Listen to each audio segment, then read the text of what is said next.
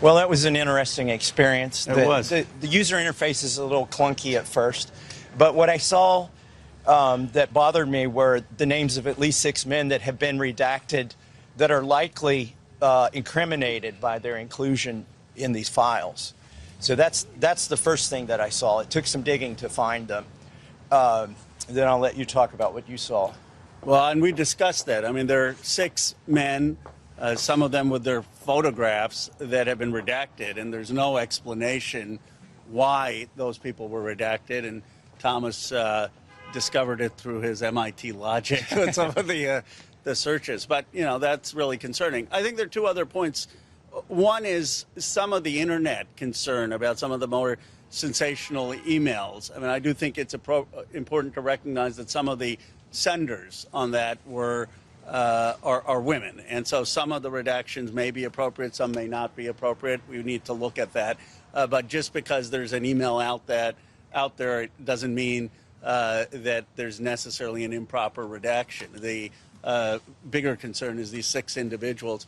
I will say that the staff was very professional in allowing us to do the searches. Our bigger concern is that there's still a lot that's redacted. Even in what we're seeing redacted versions. I thought we were supposed to see the unredacted versions, and that's because the documents produced to justice from the FBI, from the grand jury, was redacted when they got it.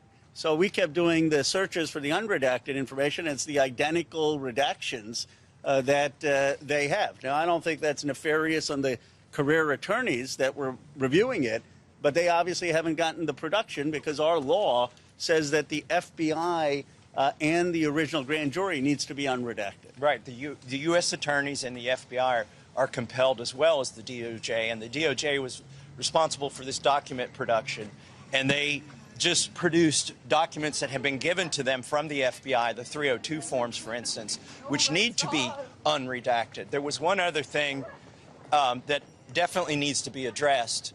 Some of these files have been taken down, like the DOJ produced them, and for some reason they took them down. Maybe they decided that victims' names were in there and that they needed further redactions.